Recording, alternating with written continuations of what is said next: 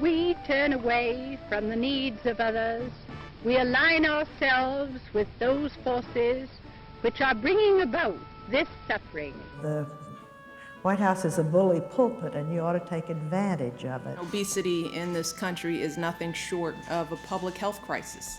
I think I just had little antennas that went up and told me when somebody had their own agenda. There's so much influence in that office, it would be just a shame to waste it.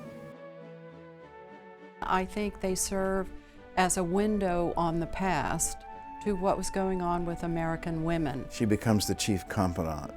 She's really, in a way, the only one in the world he can trust. Many of the women who were first ladies, they were writers. A lot of them were writers, journalists.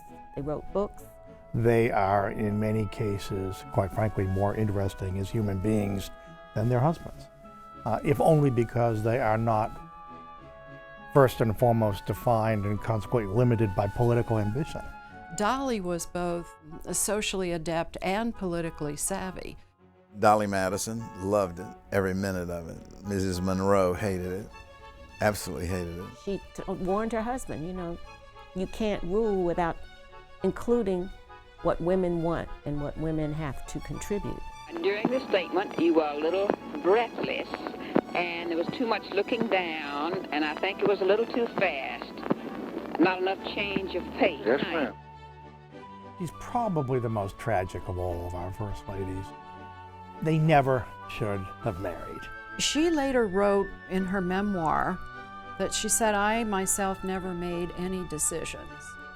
I only decided what was important and when to present it to my husband." Now, you stop and think about how much power that is. It's a lot of power. Part of the battle against cancer is to fight the fear that accompanies the disease. She transformed the way we look at these bugaboos and made it possible for countless people to survive and to flourish as a result. I don't know how many presidents realistically have that kind of impact on the way we live our lives.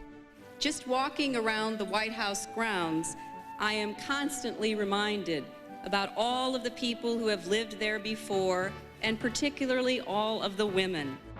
First Ladies, Influence and Image, a new series on C-SPAN, produced in cooperation with the White House Historical Association, starting President's Day, February 18th.